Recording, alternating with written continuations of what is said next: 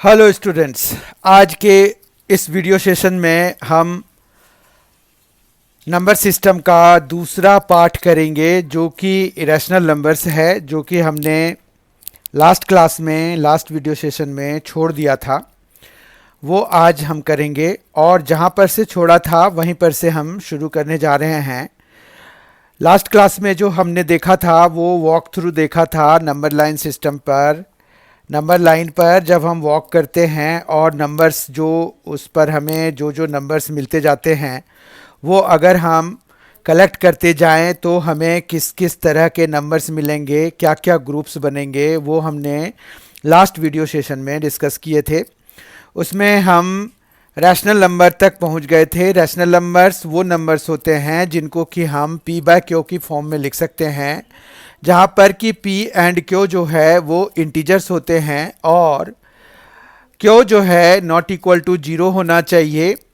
इस तरह से हमारे पास जितने भी नंबर्स अभी तक हमने किए थे, जैसे हमने नेचुरल नंबर सिस्टम किया था, होल नंबर्स किया था और इंटीजर्स किया था, तो वो सारे जो है रैशनल नंबर्स के ग्रुप में आ जाते हैं। क्योंकि अगर हम डिनोमिनेटर में 1 इंट्रोड्यूस करा दें तो कोई भी नंबर जो है हम रैशनल नंबर्स की फॉर्म में लिख सकते हैं।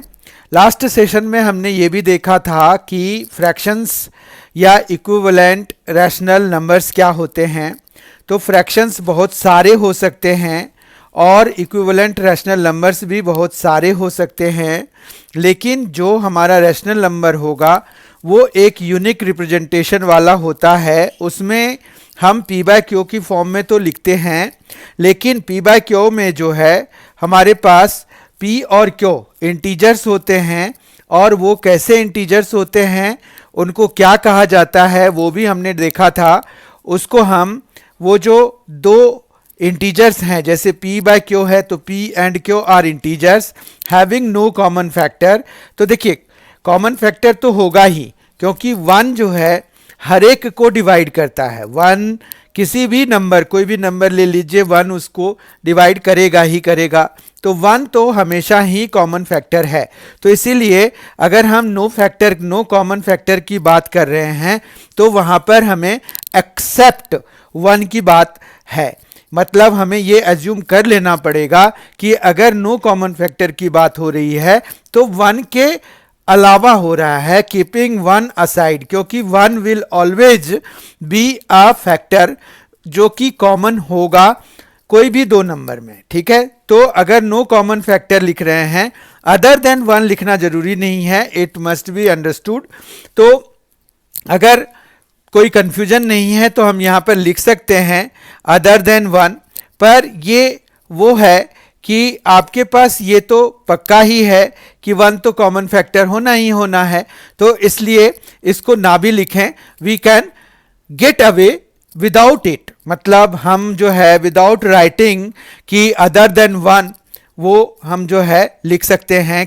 मतलब विदाउट इसको अदर देन 1 लिखे भी अगर हम लिख रहे हैं कि नो कॉमन फैक्टर, तो इसका मतलब भी वही है। ठीक है, तो हमने रैशनल नंबर्स तक लास्ट सेशन में देख लिया था।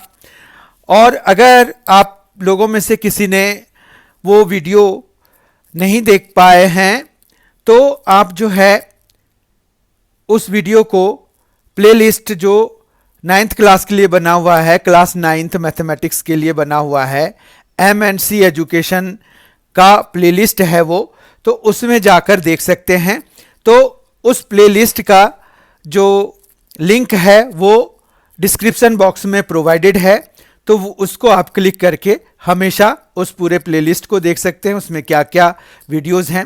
तो अभी चूंकि इनिशियल डेज हैं तो अभी तो उसमें एक ही वीडियो है और आज ये दूसरा वीडियो इसमें आ गया है, तो 2 वीडियोस हो जाएंगे। 2 वीडियो हो गए हैं इसको मिला करके। तो इस तरह से 2 वीडियोस अभी हैं, लेकिन आने वाले समय में और भी आएंगे। और आप लोगों में से अगर किसी ने M&C एजुकेशन को सब्सक्राइब नहीं किया है तो प्लीज़ डू सो, क्योंकि यहाँ पर रेगुलर इंटरवल पे आपको जो है class 9th, class 10th, class 11th, class 12th के मैथमेटिक्स के लिए वीडियोस अपलोड किए जाएंगे। इंपॉर्टेंट क्वेश्चंस देखे जाएंगे, इंपॉर्टेंट कंसेप्ट्स देखे जाएंगे, रिवाइज किए जाएंगे।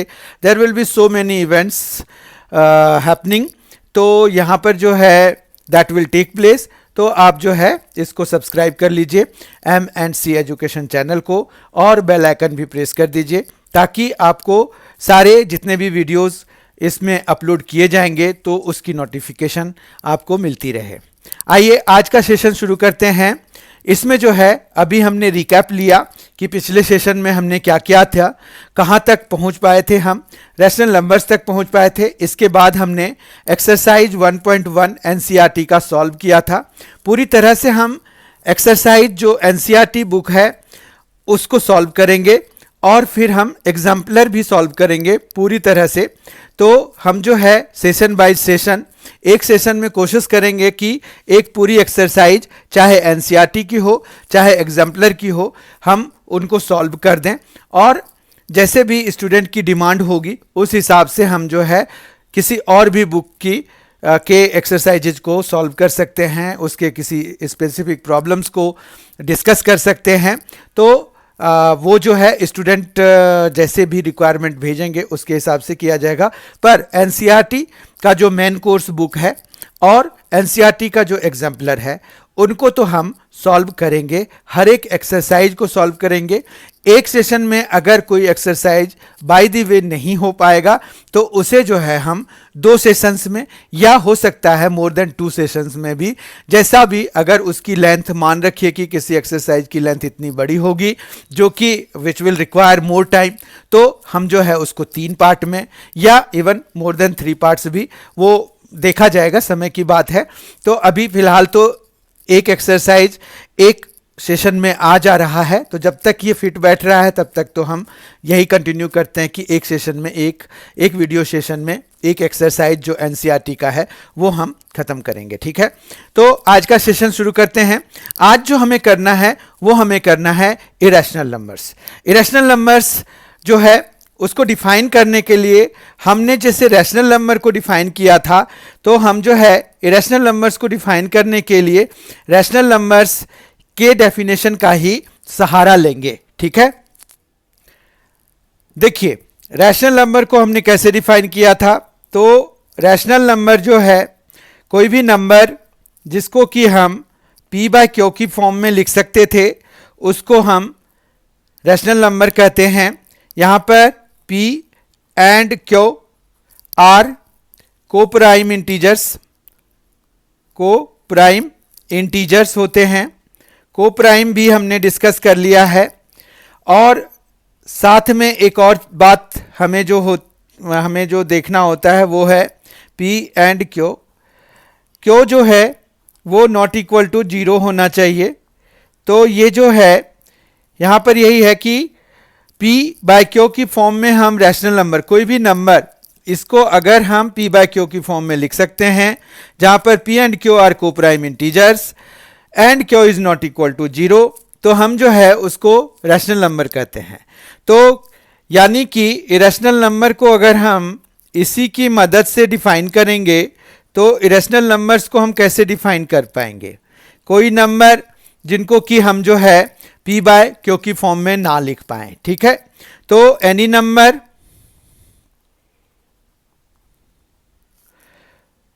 which cannot be written in the form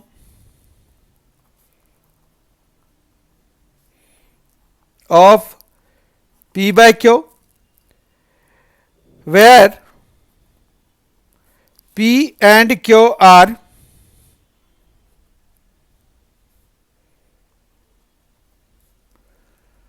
co-prime integers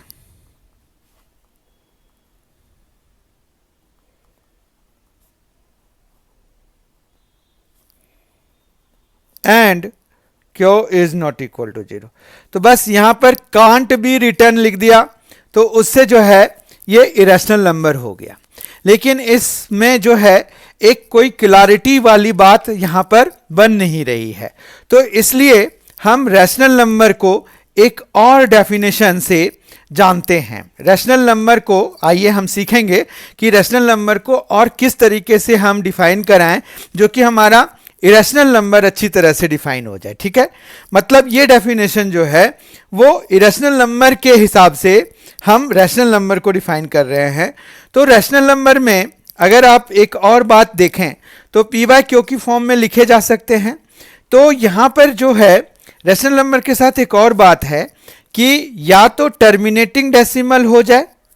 ठीक है, टर्मिनेटिंग डेसिमल मतलब वो एंड अप हो जाएंगे, अगर हम डिवाइड करना शुरू करेंगे तो टर्मिनेटिंग डेसिमल्स हो जाए, टर्मिनेटिंग डेसिमल रिप्रेजेंटेशन। ठीक है, या फिर वो अगर नॉन टर्मिनेटिंग हो तो रिपीटिंग हो। तो यहां पर नॉन टर्मिनेटिंग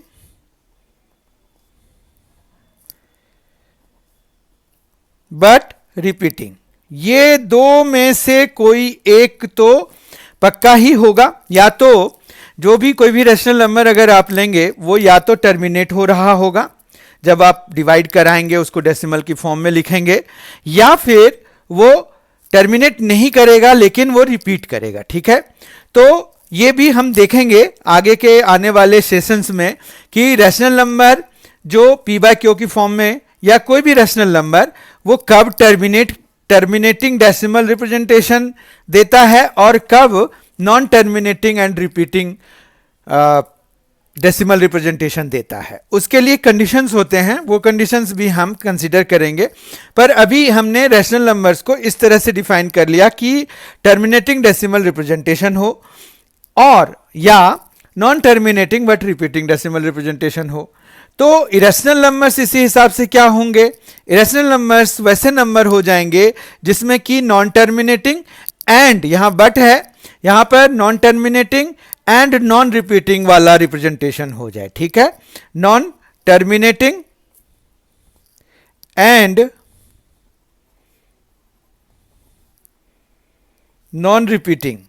ठीक है, तो ये जो डेफिनेशन है ये आपको non terminating and non repeating decimal representation अगर किसी नंबर का है, ठीक है, डेसिमल रिप्रेजेंटेशन अगर किसी नंबर का है तो वो जो है क्या हो जाएगा, इरेशनल नंबर हो जाएगा। ठीक है, तो non terminating and non repeating हमें कैसे पता चलेगा कि उसका डेसिमल रिप्रेजेंटेशन है या नहीं है।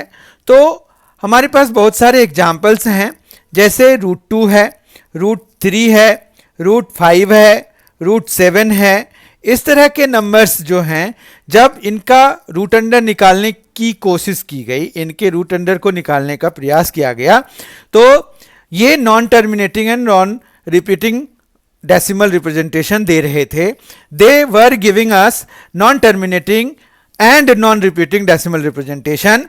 तो वो जो हम करते हैं, जैसे √2 है, √2 की वैल्यू हमने करी हुई है 1.414 करी हुई है, लेकिन इसके बाद ये डॉट डॉट डॉट होता है, मतलब ये चलता रहता है और बहुत मतलब मिलियंस डेसिमल प्लेसेस के बाद भी जब इनको मिलियन डेसिमल प्लेसेस तक एक्सपेंड कर दिया गया उसके बावजूद भी रिपीटिंग ब्लॉक फाइंड नहीं किया जा सका। इसीलिए ये कैसे से हो गए, ये हो गए non terminating and non repeating decimal representation वाले, एंड एज अ रिजल्ट ये क्या बन गए, इरेशनल। ये इरेशनल बन गया, √2 बन गया। इसी तरह से √3 के साथ भी यही कहानी है, √5 और √7 के साथ भी यही कहानी है। इवन अगर आप देखेंगे तो √10 हो गया, √11 हो गया, √13 हो गया, √12 भी। ठीक है, क्योंकि वो सारे इरेशनल नंबर्स ही बनेंगे। और हम फिर आगे आने वाले वीडियो में ये भी देखेंगे कि जब हम एक इरेशनल को एक रैशनल के साथ मल्टीप्लाई कराते हैं तो हमारा जो रिजल्टेंट है वो हमेशा इरेशनल होता है। एक रैशनल और एक इरेशनल को ऐड करें, डिफरेंस निकालें या कोशेंट निकालें तो वो हमेशा इरेशनल देते हैं। तो वो उसके बेसिस पर भी आप जो है, जैसे √12 है तो √12 को आप देखिए 2 × 2 × 3 लिख सकते हैं। अब 2 के बदले में एक 2 अगर हम बाहर निकाल दें तो 2 × √3 हो गया। अब 2 तो रैशनल है, ये हमें पता है, क्योंकि इसमें ये टर्मिनेटिंग डेसिमल रिप्रेजेंटेशन है इसका, और रूट 3 हमें पता है कि इरेशनल है। फिर हमें product of a rational and an irrational gives us an irrational, so ये इरेशनल हो जाएगा, मतलब रूट 12 इरेशनल हो जाएगा। समझ गए बात को? तो यहां पर हमने रैशनल नंबर को एक नए सिरे से रीडिफाइन कर दिया, so that we can easily define irrational numbers. और एटलीस्ट अगर हम देखें तो ये जो डेफिनेशन है, हमें जैसे मान रखिए कि 1 और 2 के बीच में कुछ मतलब some desired number of irrational numbers लिखने को कहते हैं, तो उसमें ये बड़ा हेल्पफुल है। कैसे है? अगर कोई कहते हैं कि 5 एंड 6 के बीच में जो है आप 3 इरेशनल नंबर्स लिखिए, ठीक है? 3 इरेशनल नंबर्स लिखिए। किनके बीच में लिखिए? तो 5 एंड 6 के बीच में लिखिए, ठीक है? तो उसके लिए हम यहां पर बड़े आराम से ये खाली हमें इंश्योर करना पड़ेगा कि जो भी नंबर हम लिख रहे हैं वो non terminating and non repeating decimal representation वाले हों। तो यहां पर 5.05, फिर 005, फिर 0005, 00005 एंड सो ऑन अगर कर दें तो इसमें क्या हो रहा है कि जब 5 आ रहा है, देखिए you can see with every 5 coming there you can see the number of zeros in between 2 5। देखिए यहां पर 2 5 के बीच में यहां पर नंबर ऑफ जीरोस कितने हैं? 2 हैं, जबकि इसके और इसके बीच में जो नंबर ऑफ जीरोस हैं 3 हो गए हैं, 3 हो गए हैं, इसी तरह से 4 हो गए हैं। तो every time with when we encounter 5 after that we have increased number of zeros there। तो इसका मतलब है कि ये non terminating and non repeating decimal representation है, क्योंकि अगर हम इस पैटर्न को कंटिन्यू करेंगे तो अगली बारी हमें 5 जीरोज लगाने होंगे और फिर जाके एक 5 लगाना पड़ेगा, फिर नेक्स्ट टाइम 6 जीरोज लगाएंगे और एक 5 लगाएंगे। तो इस तरह से ये non terminating and non repeating हो गए। उसी तरह से 5.07 है मान रखो, फिर हम अगर 1 1 लिख लें, फिर 7 लिख लें, फिर 111 लिख लें, फिर 7 लिख लें, फिर 4 1 लिख लें, फिर 7 लिख लें, फिर 5 1 लिख लें, फिर 7 लिख लें एंड सो ऑन कर दें। तो ये भी हमारा उसी पैटर्न को शो कर रहा है, जिससे कि हमें क्या मिल रहा है? नॉन टर्मिनेटिंग मिल रहा है and non repeating decimal representation मिल रहा है। इसी तरह से आप अगर चाहें तो 5.919991 और इस तरह से सो ऑन लिख सकते हैं। तो ये आपके ऊपर डिपेंड करता है कि आप जो है किस तरह से इरेशनल नंबर्स फाइंड करते हैं या आप कैसे लिखते हैं। एक्चुअली आपको खाली इंश्योर जो कराना है वो ये है कि non terminating and non repeating decimal representation हमारा शो हो जाए, बस यही है। तो इससे हमें ये पता चल जाता है कि ये सभी इरेशनल नंबर्स हैं। एक इरेशनल नंबर और डिस्कस करने की जरूरत है, वो है पाई, ठीक है? तो पाई जो है एक इरेशनल नंबर है, पर हम जो है एवरी टाइम जब भी पाई देखते हैं तो पाई को तो हम 22/7 लिख देते हैं। तो ये कैसे हो रहा है? तो ये जो 22/7 है ये पाई का जो है नियरेस्ट रैशनल नंबर रिप्रेजेंटेशन है। 22/7 जो हम पाई की वैल्यू लिखते हैं वो क्या है? वो है नियरेस्ट रैशनल नंबर रिप्रेजेंटेशन, ठीक है? रैशनल नंबर रिप्रेजेंटेशन है ये नियरेस्ट, ठीक है? ऐसा नहीं है कि हम जो है कैलकुलेशन में हमेशा रैशनल नंबर से ही यूज करते हैं, पर रैशनल नंबर से कैलकुलेशन आसान हो जाता है, इसीलिए हम रैशनल नंबर्स कोशिश करते हैं यूज करने की। तो नियरेस्ट रैशनल नंबर रिप्रेजेंटेशन है ये, इसीलिए हम इसको यूज करते हैं। ऐसे अगर आप पाई का डेफिनेशन देखना चाहते हैं या let us try to find out कि पाई कैसे हम डिफाइन कर सकते हैं, तो एक सर्कल ले लीजिए। एक सर्कल जैसे ही लेंगे आप तो सर्कल का सरकमफेरेंस क्या होता है? 2πr होता है, और यहां पर जो डायमीटर होता है वो डायमीटर कितना होता है? ये r है, ये r है, तो डायमीटर इसका 2r हो गया। तो मान रखिए कि d जो है 2r है और सरकमफेरेंस जो है वो क्या है? सरकमफेरेंस इसका वो है 2 पाई आर। तो जो पाई है बेसिकली वो तो क्या बना, वो सरकमफ्रेंस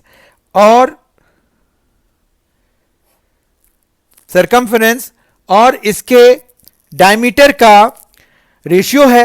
अब रेशियो है तो रैशनल नंबर होना चाहिए। हमने लास्ट सेशन में डिस्कस किया था कि rational numbers come from where, ratio से। तो रेशियो से आता है, तो रेशियो है ये सरकमफ्रेंस और 2 आर। लेकिन हर एक रेशियो जो है रैशनल नंबर बनाएंगे ये जरूरी नहीं है। अब इसमें अगर सरकमफ्रेंस की बात करें तो ये चूंकि सर्कुलर होता है तो it is not that easy to get it completely right. ठीक है, हम क्या करते हैं, अगर कोई सर्कुलर चीजों को मेजर करना होगा तो हम क्या करेंगे, पहले इसके ऊपर थ्रेड लगाएंगे। अब थ्रेड के थिकनेस पे डिपेंड करेगा कि हमारी एक्यूरेसी कितनी होगी। बहुत पतला थ्रेड अगर हम लगाएंगे, बहुत पतली सी थ्रेड लगा रहे हैं तो उसकी एक्यूरेसी ज़्यादा होगी। अगर हम मोटा थ्रेड लगा रहे हैं तो एक्यूरेसी कम होगी।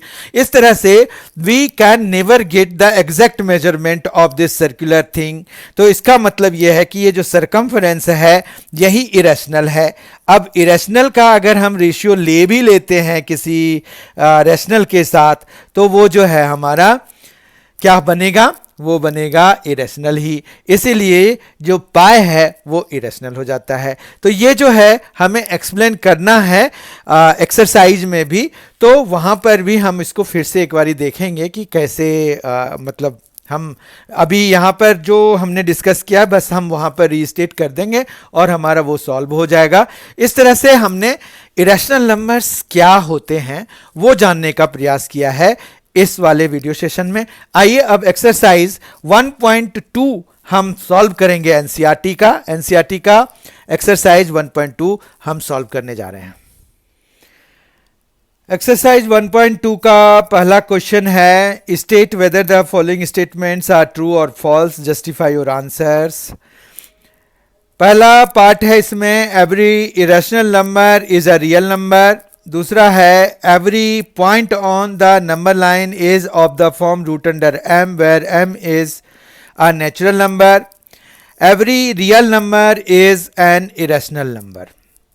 तो हम फर्स्ट पार्ट को अटेम्प्ट करते हैं। इसमें पहला जो है ये है कि क्या दिया हुआ है। फर्स्ट पार्ट अगर हम देखें क्वेश्चन नंबर 1 का फर्स्ट पार्ट, तो वो है every irrational number is a real number. क्या ये सही है? तो यहां पर every irrational number can be kept in the group of real number, या कहिए कि रियल नंबर्स जो है या रियल नंबर की जो ग्रुप है वो which includes irrational numbers and rational numbers, तो इसीलिए ये ट्रू है। तो यहाँ पर हमें इसको जस्टिफाई करना, जो चीज़ ट्रू है उसको जस्टिफाई करना थोड़ा सा मुश्किल होता है, क्योंकि हम लिखेंगे क्या, कई बारी हमें ये समझना पड़ता है, कई बारी हमें लिखने में दिक्कत आती है कि आखिर हम जस्टिफाई कैसे करेंगे। भाई कोई चीज़ ट्रू है, ट्रू चीज़ों को बताना थोड़ा मुश्किल काम होता है।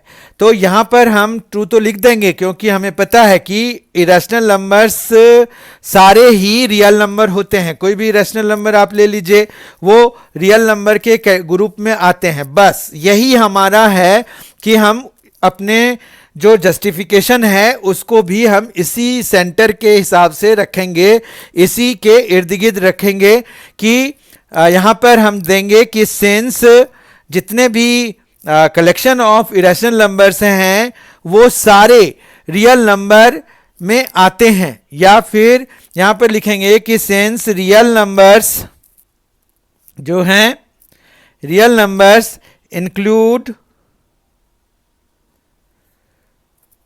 All rational and irrational numbers. ठीक है, तो ये भी काम हो जाएगा, रैशनल एंड इरेशनल नंबर्स, तो भी बात बन जाएगी क्योंकि इरेशनल नंबर्स भी हमने लिख दिए ना।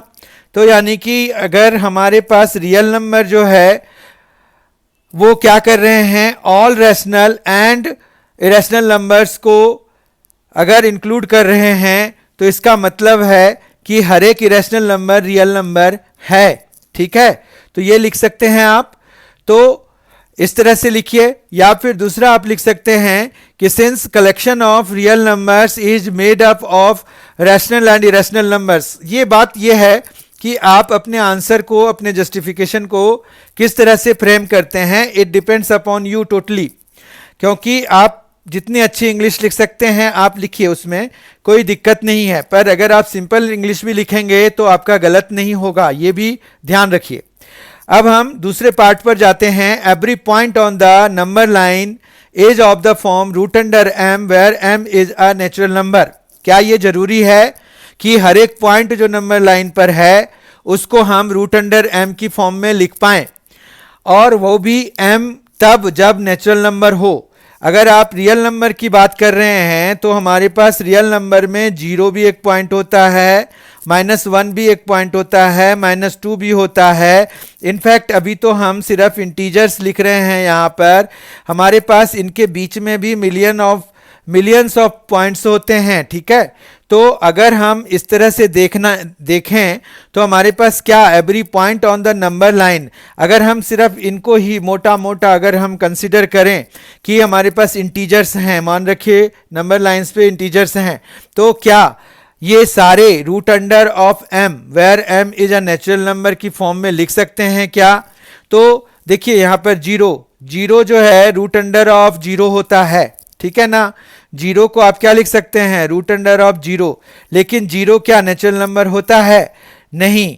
तो but 0 is not a natural number, not a natural number. तो ये जस्टिफिकेशन हो गया कि 0 नेचुरल नंबर नहीं है, लेकिन हम जो है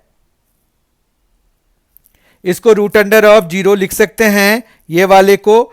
तो इसका मतलब ये हो गया कि ये स्टेटमेंट क्या है, every point on the number line is of the form root under m, ये फॉल्स हो गया, क्योंकि यहाँ पर तो 0 जो है हमारा नेचुरल नंबर नहीं है, और 0 को हम क्या लिख रहे हैं, यहाँ रूट अंडर ऑफ 0 की फॉर्म में लिख रहे हैं। यानी कि this has to be a natural number for this statement to be correct. मतलब इस स्टेटमेंट को करेक्ट होने के लिए इस 0 को नेचुरल नंबर होना चाहिए था, पर ऐसा नहीं है। इसका मतलब है कि ये जो स्टेटमेंट है ये फॉल्स है, तो देयरफॉर स्टेटमेंट इज फॉल्स।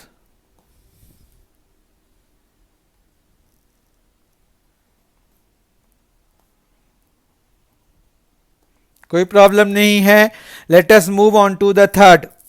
तीसरे पे अगर हम जाएं तो हमारे पास यहाँ पर क्या है, every real number is an irrational number. क्या ये सही है कि हर एक real number, every real number is an irrational number?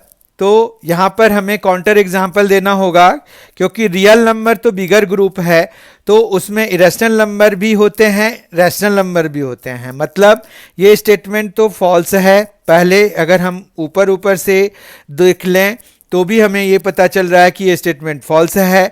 और क्यों है फॉल्स? एज, यहाँ पर लिखिए एज, यहाँ पर क्या लिख सकते हैं कि एक रैशनल नंबर ले लीजिए, कोई भी ले लीजिए रैशनल नंबर। तो यहां पर मान रखिए कि 4 is a rational number, 4 is a real number ले लेते हैं, रियल नंबर ले लेते हैं, ठीक है, क्योंकि एवरी रियल नंबर कह रहे हैं इज एन इरेशनल नंबर। तो यहां 4 is a real number, but it is not irrational, ठीक है। तो इसका मतलब ये हुआ कि स्टेटमेंट फॉल्स हो गया, ठीक है। कि हमें ये पूछा गया था ना कि every real number is an irrational number, ये फॉल्स है। क्यों फॉल्स है? कि हमने 4 एक रियल नंबर लिया, लेकिन वो इरेशनल नहीं है, नॉट इरेशनल। तो इसका मतलब है जो स्टेटमेंट है वो फॉल्स हो गया, यानी कि ये थर्ड पार्ट जो है फॉल्स हो गया। Every real number is an irrational number false हो गया, ठीक है। आगे देखते हैं, are the square roots of all positive integers irrational? क्या हर एक जो square roots of all positive integers हैं वो इरेशनल होंगे? ऐसा जरूरी है क्या, ये पूछ रहे हैं। तो हम यहाँ पर सॉल्यूशन 2 करते हैं। यहाँ पर सॉल्यूशन 2 में आप बताइए कि क्या ये सही स्टेटमेंट है? आप जो है ये देखिए आउट ऑफ स्क्रीन चला गया एक्सरसाइज 1.2। आप अपनी बुक का एक्सरसाइज 1.2 खोल लीजिए, एनसीईआरटी बुक खोल लीजिए, वीडियो पॉज कीजिए, जाइए एनसीईआरटी बुक लीजिए और उसका एक्सरसाइज 1.2 खोलिए, उसका क्वेश्चन नंबर 2 देखिए। 1.2 खोलकर क्वेश्चन नंबर 2 देखिए क्या है। तो उसमें यह है कि are the square roots of all positive integers irrational. क्या square roots of all positive integers irrational होते हैं? तो ऐसा जरूरी नहीं है। क्यों? क्योंकि अगर हम मान रखिए कि रूट अंडर 25 ले लें तो रूट अंडर 25 का इज इक्वल टू क्या है? 5 है। ठीक है, तो no as root under 25 is equal to 5। तो इसका मतलब यही हो गया कि विच इज रैशनल। रैशनल हो गया ना, रूट अंडर 25 की वैल्यू 5 है और 5 एक रैशनल नंबर है। इसलिए ये स्टेटमेंट जो है, जो हमें जो पूछा जा रहा है, are the square roots of all positive integers rational, तो ये 25 जो है पॉजिटिव इंटीजर है, इसका स्क्वायर रूट 5 है जो कि रैशनल है, यानी कि नो। ठीक है, are the square roots of all positive integers irrational, इसका आंसर हो गया नो। ठीक है, और if not give an example of the square root of a number that is a rational number, तो ये जो है हमारा एग्जाम्पल हो गया। समझ में आई बात? क्वेश्चन नंबर 2 हमने कर लिया पूरा। अब हम देखेंगे कि किसी इरेशनल नंबर को हम ऑन द नंबर लाइन कैसे रिप्रेजेंट करते हैं। ठीक है,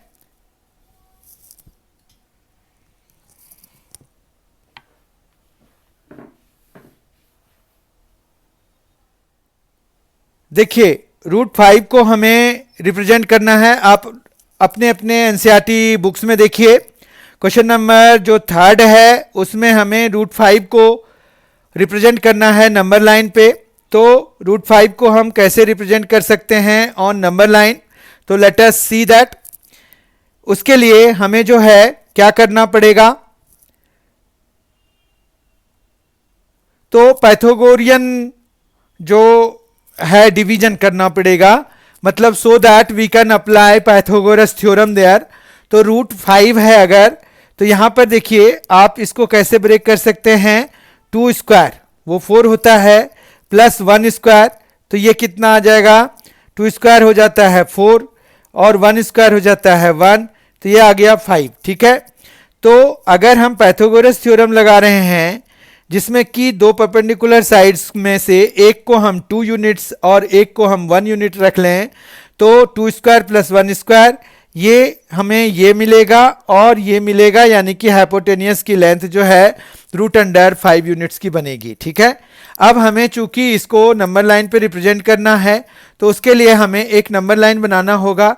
उसके लिए हमें स्केल, पेंसिल, शार्पनर, इरेजर, मतलब ज्योमेट्री बॉक्स की जरूरत पड़ेगी। ठीक है, अब जो है हम यहाँ पर 1 यूनिट का, ये देखिए स्केल हमने ले लिया। अब यहाँ पर हम जो है नंबर लाइन बनाना शुरू करते हैं। तो नंबर लाइन अगर हम बनाएं तो ये कुछ इस तरह का बना सकते हैं हम। ये देखिए इस तरह से हमने बना लिया। अब जो है यहाँ पर हम मार्क कर देंगे। मान रखिए कि हमने सेंट्रल पॉइंट को यहाँ पर ना हम स्केल जो है 1 की ले रहे हैं। आप चाहे तो सेंटीमीटर का स्केल ले सकते हैं। अब देखिए यहाँ पर ना ये है 1 यूनिट, 1 इंच के बराबर 2 इंच हो गया। यहाँ पर ये थोड़ा ज़्यादा तक खींचा नहीं है, पर ये भी एक है। ठीक है, तो हम इसी को 0 बनाने वाले हैं। ठीक है, तो 0 हम बनाएंगे इसको। ओके, फिर ये 1 यूनिट बनेगा, फिर ये 2 यूनिट्स और इधर ये 3 बनेगा, तो वो बाहर चला जाएगा एरो से। तो इस तरह से हमने यहाँ पर बना दिया। ठीक है, तो हम 0 इसको मार्क कर देते हैं। अब हमें क्या करना है? तो 2 यूनिट्स हम इधर जाएंगे। 2 यूनिट्स जब हम इधर जाएंगे तो ये 2 यूनिट्स हमने इधर कर लिया। फिर हम जो है 90 डिग्री यहाँ पर बनाएंगे। 90 डिग्री बनाने के लिए हम जो प्रोटेक्टर है उसका इस्तेमाल कर सकते हैं। तो प्रोटेक्टर से हम मार्क कर रहे हैं 90 डिग्री। इसके लिए आपको ये पॉइंट मैच कराना पड़ेगा। ये देखिए यहाँ पर एक पॉइंट है ना, इस पॉइंट से इस वाले पॉइंट को मैच कराना है आपको। तो ये हम ले जा रहे हैं। यहाँ पर देखिए ये और लाइन के साथ लाइन को मैच कराना है। इस तरह से हम जो है यहाँ पर बिना इसको हिलाए ये मार्क करने जा रहे हैं। तो ये जो है 90 ये वाला यहाँ पर ये मार्क हो रहा है, ठीक है। तो हम जो है इसको फिर स्केल की मदद से यहाँ पर 1 यूनिट का एक लाइन खींच देंगे। तो ये जो है ये यहाँ से शुरू होगा और इधर जाएगा, पर हमें 1 यूनिट ही चाहिए तो इतना बना देना काफ़ी रहेगा, कोई दिक्कत नहीं है इसमें। उसके बाद जो है हम इस पर 1 यूनिट काटेंगे तो वो कंपास की मदद से काटेंगे, कंपास की हेल्प से काटेंगे। देखिए हमने क्या किया, 2 पर जो है 90 डिग्री बनाया, ये 90 डिग्री का एंगल बनाया with the help of protractor हमने बना लिया। प्रोटेक्टर हमने बना लिया यहाँ पर से, प्रोटेक्टर वो मैच करा करके 90 डिग्री बना लिया हमने यहाँ पर, ठीक है। यहाँ तक कोई दिक्कत नहीं है, आप देख सकते हैं इसको मेजर करके, ये 90 डिग्री हमने बनाया है, ठीक है। तो ये 90 डिग्री बना लिया। उसके बाद जो है उस पर हम 1 यूनिट का कटिंग करेंगे। तो 1 यूनिट हमें जो करना होता है वो कंपास की मदद से करना होता है। तो हम जो है कंपास की मदद से इसको 1 यूनिट काटेंगे। तो 1 यूनिट कैसे काटा जाता है कंपास की मदद से, आप उसको भी सीख लीजिए। यहाँ पर हम जो है थोड़ा सा इसको मेजर करके लगाएंगे। ये कंपास हमने सेट किया, ठीक है, ये कंपास हमने सेट किया और यहाँ पर हम जो है इसको 1 यूनिट मेजर कर लेंगे कहीं पर से भी रख के। ये देखिए 1 यूनिट के लिए आपको थोड़ा सा इसको चेंज करना पड़ेगा। ये देखिए ये आ रहा है 1 यूनिट, ये देखिए ये वाला और ये वाला, तो ये 1 यूनिट है। आप सेंटीमीटर वाले यूनिट पे भी जा सकते हैं। ये देखिए ये और ये, तो ये 1 यूनिट वाला हो गया। अब 1 यूनिट हम यहाँ पर कट करा देंगे। कहाँ से, ये जो पॉइंट ऑफ इंटरसेक्शन है उससे हमने 1 यूनिट कट करा दिया। फिर हमें किससे ज्वाइन कराना है, तो हमें चूंकि जो भी मेजरमेंट होगा वो हम 0 से शुरू कर रहे होंगे, तो हम जो है 0 से इसको ज्वाइन कराएंगे, ठीक है। तो 0 से हम ज्वाइन करा देते हैं इसको। तो ये जो है कुछ इस तरह से ज्वाइन होगा।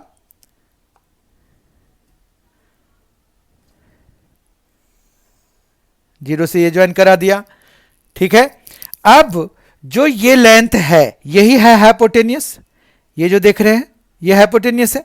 तो ये हाइपोटेनियस को हम जो है ये ले आएंगे नंबर लाइन पे, कैसे, ये करके, ठीक है। ये यहां से ऐसे करेंगे और हम ये जहां पर भी नंबर लाइन को कट करेगा वो पॉइंट हम ए मार्क कर देंगे और यहां पर जो है ये √5 के बराबर हो जाएगा, ठीक है। तो इस तरह से हमने नंबर लाइन पे √5 को मार्क करने के लिए क्या किया, 2 यूनिट्स का इधर लिया, 1 यूनिट का इधर लिया, ये 1 यूनिट है। तो ये हमने पहले ही पाइथागोरस थ्योरम से पता कर लिया कि हम पाइथागोरस थ्योरम में कौन से जो हमें परपेंडिकुलर साइड्स हैं उनके लेंथ को के मेजरमेंट को क्या रखना है, ठीक है। तो इस तरह से हमने जो है √5 को यहाँ पर नंबर लाइन पे रिप्रेजेंट कर दिया। इसी तरह से √2 के लिए हम 1 स्क्वायर प्लस 1 स्क्वायर करके करते हैं। इसी तरह से √3 के लिए हमें √2 की जरूरत होती है, तो √2 पहले हम बनाते हैं, उसके बाद 1 यूनिट का उस पर बनाते हैं। तो इस तरह से हम किसी भी इरेशनल नंबर को नंबर लाइन पे रिप्रेजेंट करते हैं by the help of Pythagoras theorem, ठीक है। एक्सरसाइज 1.2 का जो 4th क्वेश्चन है, लास्ट क्वेश्चन है, ये एक क्लासरूम एक्टिविटी है। इसमें हमें क्या करना है, कंस्ट्रक्ट करना है स्क्वायर रूट स्पायरल। तो इसमें क्या करने के लिए कह रहे हैं, ये take a large sheet of paper and construct the square root spiral in the following fashion. Start with a point O and draw a line segment OP1 of unit length. Draw a line segment P1 P2 perpendicular to OP1 of unit length. See figure 1.9. Now draw a line segment P2 P3 perpendicular to OP2.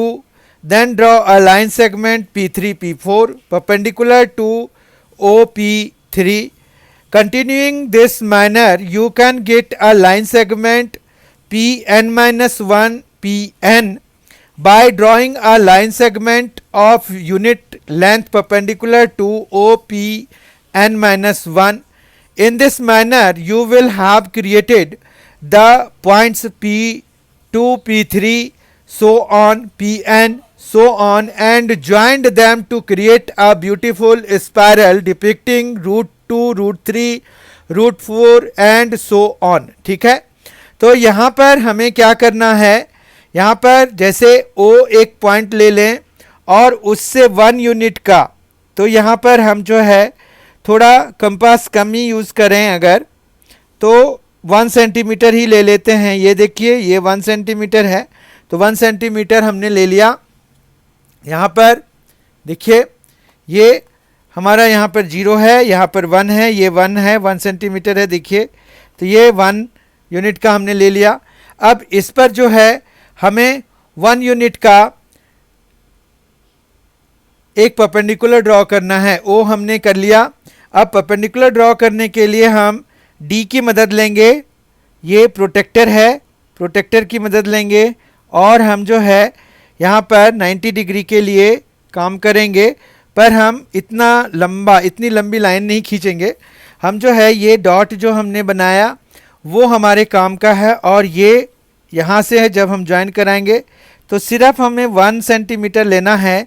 तो ये देखिए ये 8 वाली line है, तो हम 7 से 8 तक पहुँच जाएंगे ऐसे खींच के. तो ये जो है ये हमारे पास यहाँ पर 1 यूनिट का है, ये भी 1 यूनिट का है. जब हम यहाँ पर इन दोनों पॉइंट्स को ज्वाइन करा देंगे, इसको और इसको, इन दोनों पॉइंट्स को जब हम ज्वाइन कराएंगे तो हमें क्या मिलेगा, तो हमें मिलेगा √2. तो ये √2 मिल गया और इस तरह से ये P1 भी मिल गया हमें. ठीक है, अब इस पर फिर से एक परपेंडिकुलर हम बनाएंगे जो कि ये √2 बन चुका है. अब √2 का जो ये वर्टेक्स है उसको और ये वाला जो पॉइंट है उन दोनों को आपस में मैच कराइए और फिर यहाँ पर ये लाइन देखिए मैच हो रहा है और इस तरह से ये वर्टेक्स भी मैच हो गया. और 90 डिग्री के लिए यहाँ पर ये वाली लाइन है, तो यहाँ पर हमने एक पॉइंट मार्क कर दिया. ठीक है, अब जो है फिर से हम यहाँ पर 1 यूनिट का खींचेंगे. 1 यूनिट का खींचने के लिए हमारे पास ये 7 है, ये 7 वाली लाइन है, 6 तक हम जाएंगे और ये है यहाँ से मैच करा करके कि भाई ये बराबरी पे जा रहा है कि नहीं जा रहा है. तो ये बराबरी पे जा रहा है. देखिए ये यहाँ से यहाँ तक ऐसे करेंगे, लेकिन हमें लाइन सिर्फ 1 यूनिट का खींचना है, तो हम यहाँ से यहाँ तक खींचेंगे. ठीक है, बात ये समझ रहे हैं. अब जो है हम अगर O से फिर से ज्वाइन कराएंगे इसको, तो ये क्या बन जाएगा, P2 पॉइंट मिल जाएगा हमें. फिर से हमें यहाँ पर एक और खींचना है 90 डिग्री. तो यहाँ पर जो वर्टेक्स है P2 उस पर हम ये वाला यहाँ पर ज्वाइन कराएंगे, लाइन को लाइन के साथ मैच कराएंगे और इस तरह से हम जो है यहाँ पर 90 के लिए जो भी लाइन है उससे हम इसको मैच कराएंगे. यहाँ पर एक पॉइंट मार्क करेंगे और फिर हम स्केल की मदद से फिर से हम 1 यूनिट का लाइन सेगमेंट खींचेंगे. 1 यूनिट का लाइन सेगमेंट यहाँ पर खींच रहे हैं हम, तो ये खींच दिया हमने. 1 यूनिट का लाइन सेगमेंट खींचना है, तो ये हमने खींच दिया. ठीक है, ये दूसरी वाली नहीं है, ये इधर वाली है. अब जो है 1 यूनिट का खींचा, इसको जब हम ज्वाइन कराएंगे O से, तो हमारे पास ये कुछ इस तरह का मिलेगा और ये P3 मिल गया हमारे पास. इसी तरह से हम जो है फिर और आगे बढ़ेंगे और अब जो है हम P4 के लिए काम करेंगे. तो यहाँ पर हम जो है मैच कराते हैं, यहाँ पर लाइन और ये वर्टेक्स मैच कराते हुए यहाँ पर 90 डिग्री के लिए हमें मार्क करना है. ये 90 डिग्री के लिए मार्क कर दिया हमने. उसके बाद जो है हम स्केल की मदद से यहाँ पर 1 यूनिट का हम खींचेंगे लाइन सेगमेंट. ठीक है, 1 यूनिट का हम लाइन सेगमेंट खींचेंगे. उसके पहले हम ये देख लेंगे कि हमारा जो है ये सही बैठ रहा है कि नहीं. तो यहाँ पर देखिए ये हमने इधर भी मैच करा लिया, इधर भी करा लिया, लेकिन हमें 1 यूनिट का करना है। तो ये 15 हमने यहाँ पर लगा दिया। अब ये 15 है, यहाँ पर 14 तक जाएंगे। हालांकि हम ये भी ध्यान रखेंगे कि अगर हम लाइन यहाँ तक खींचेंगे तो हमें पूरा आना चाहिए, लेकिन ये 14 तक ही खींचना है, 1 यूनिट का खींचना है। ये आ गया, तो ये P3 बनेगा हमारे पास यहाँ पर, ठीक है। ये P4 बनेगा, P4 बन जाएगा और फिर हम इसको ज्वाइन कराएंगे, ठीक है। यहाँ O से ज्वाइन कराएंगे, तो O से ज्वाइन करा के हम जो है एक ये बना लेंगे। फिर जो है इस पर फिर से हम एक और 90 डिग्री बनाएंगे। तो यहाँ पर जब 90 डिग्री बनाएंगे तो उसके लिए हमें डी को इस तरह से रखना पड़ेगा। फिर हमने क्या किया, ये मैच कराया, यहाँ पर पॉइंट और वर्टेक्स मैच करना चाहिए। ये 90 डिग्री के लिए हमने इधर नीचे मार्क कर दिया, देखिए आप, ये 90 डिग्री के लिए हमने नीचे मार्क कर दिया है यहाँ पर ऐसे, ठीक है। ये लाइन से पहले मैच कराइए और ये 90 डिग्री से मैच करा दीजिए। ये आ गया, यहाँ देखिए ये लाइन मैच कर रहा है। और फिर हम जो है 1 यूनिट का यहाँ पर खींचेंगे, 1 सेंटीमीटर का। तो ये जो है ये कुछ इस तरह का बनेगा, पर हमें 1 ही सेंटीमीटर का खींचना है, तो ये यहाँ तक ही हमें बस करना पड़ेगा। और ये P5 मिल जाएगा हमें। फिर जो है हम इसको ज्वाइन करा देंगे। तो ये जो है ये कुछ इस तरह का बनेगा, समझ में आ रही बात। फिर जो है हम इस पर फिर से एक और 90 डिग्री बनाएंगे। तो ये इस तरह से प्रोसेस चलता रहेगा हमारा और एक स्पाइरल हमारा तैयार हो जाएगा। ये जैसे यहाँ पर 90 डिग्री बना लिया, फिर जो है 90 डिग्री के लिए मार्क किया और हमें सिर्फ 1 ही यूनिट खींचना है। तो 1 यूनिट यहाँ पर हम खींचेंगे, 1 यूनिट का लाइन सेगमेंट खींचेंगे जो कि यहाँ तक आ रहा है। उसके बाद हम फिर O से इसको ज्वाइन कराएंगे, O से ज्वाइन कराएंगे, ये देखिए O से ज्वाइन कराया। तो ये जो है P6 हो गया।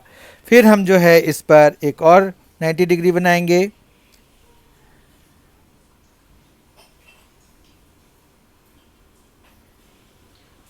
यहाँ पर आ जाएगा हमारे पास, ये हमने डॉट मिला रहा है, लेकिन 1 ही यूनिट खींचना है। तो हम जो है यहाँ से ये यहाँ तक खींचेंगे, ठीक है। तो ये यहाँ तक खींचेंगे, खाली हमें ये मैच कराना है कि हमारी लाइन सीधी बने, लाइन सेगमेंट सीधी बने। फिर हम इसको ज्वाइन कराएंगे जब O से। तो ये क्या बन जाएगा हमारा, ये बन जाएगा P6, ठीक है। P7 बन जाएगा, P6 तक बन चुका है। इस तरह से हम अगर देखेंगे तो ये जो है बनता जा रहा है, ये आगे बढ़ता जाएगा। ये फिर यहाँ पर एक बड़ा अच्छा सा स्पाइरल बना देगा। ये जो है P7 है। इसी तरह से P8 के लिए हम जो है 1 यूनिट खींच सकते हैं। तो 1 यूनिट अगर हम P7 से खींचेंगे तो ये कुछ इस तरह का बना। इसको जब हम ज्वाइन कराएंगे, ये हमेशा आप जो है प्रोटेक्टर की मदद से खींचिए। P8 हो गया। फिर हम जो है यहाँ पर एक और काम करते हैं, ये जो है 1 यूनिट का अगर हम खींचेंगे तो ये आ जाएगा P9 और यहाँ पर से जब हम ज्वाइन कराएंगे तो ये कुछ यहाँ पर पहुँचेगा। फिर P9 पर हम 1 यूनिट का खींचेंगे और ये बन जाएगा 1 यूनिट का। तो ये यहाँ से जब ज्वाइन कराएंगे, फिर यहाँ पर जो है एक और यूनिट का बनाएंगे, 1 यूनिट का बनाया।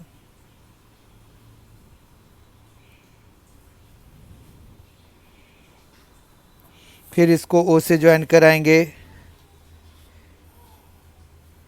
फिर यहाँ पर हम जो है ये P10 हो गया, ये P11 हो गया।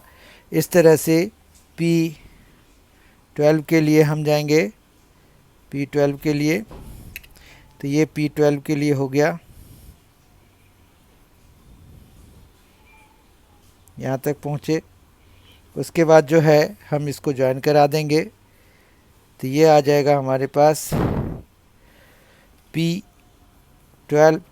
फिर हम जो है यहाँ पर भी 90 डिग्री फिर से बनाएंगे। 90 डिग्री बनाने के लिए हम प्रोटेक्टर की मदद ले सकते हैं, या फिर अगर देखिए यहाँ पर काफ़ी हमें एक्सपीरियंस हो गया अगर, तो हम जो है इसको, जैसे ये लाइन है, यहाँ सीधी लाइन को मिला करके आप एक एक यूनिट बना सकते हैं। ये उसी तरीके से बन रहा है। यहाँ पर ओ से ज्वाइन कराएंगे और इसमें जो मेन बात है, हमें एक स्पायरल मिल जाएगा, ये P13 हो जाएगा एंड सो ऑन। इस तरह से ये एक स्पायरल बहुत अच्छा बन जाता है हमारे पास। यहाँ पर अगर और आप आगे बढ़ाएंगे तो आप देखिए ये कुछ इस तरह से बनेगा। यहाँ पर एक यूनिट का और बना दिया, ये फिर हमने ज्वाइन करा दिया, तो ये कुछ इस तरह का हो गया। ये P14 हो गया, इस तरह से P15 हो जाएगा एंड सो ऑन। तो ये एक स्पायरल बन जाएगा। ये आप क्लास एक्टिविटी में देख सकते हैं। ये कुछ टाइम के बाद इट विल स्टार्ट रिपीटिंग ना। तो यहाँ पर अगर आप देखिए तो ये जैसे हमारे पास ये लाइन है, इससे मैच अगर कराएं हम और फिर हम बनाएं 90 डिग्री का और एक यूनिट का यहाँ पर बना लें और इससे ज्वाइन कराएं, तो हमारे पास एक बहुत ही अच्छा स्पायरल मिलता है। तो यही एक्टिविटी आपको क्लासरूम में करना है।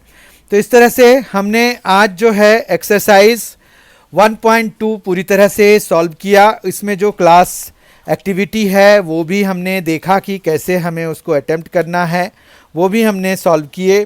तो आई होप कि आपको सारे कंसेप्ट्स इसके समझ में आ गए होंगे। इसमें जो देखिए स्पायरल जो हमारा बना है, इसमें पहला वाला तो √2 है।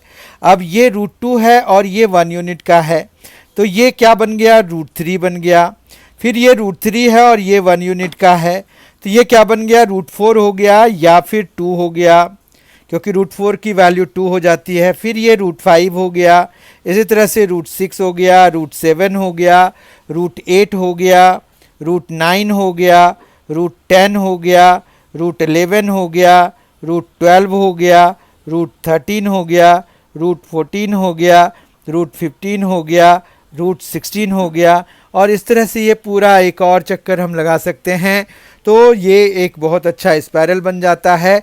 तो ये आप जो है और इसको आगे कंटिन्यू करके बना सकते हैं। ये एक क्लास एक्टिविटी है एक्सरसाइज 1.2 में, और इस तरह से एक्सरसाइज 1.2 एनसीईआरटी का भी हमने ये चारों क्वेश्चंस हमने कर लिए, इंक्लूडिंग क्लास रूम एक्टिविटी जो कि 4th क्वेश्चन था। और बहुत ही जल्द आपसे फिर मुलाकात होगी इसके अगले सेट के साथ, जिसमें कि हम इसका नेक्स्ट टॉपिक करेंगे। तब तक के लिए thank you so much for being with us. Thanks a lot, enjoy yourself.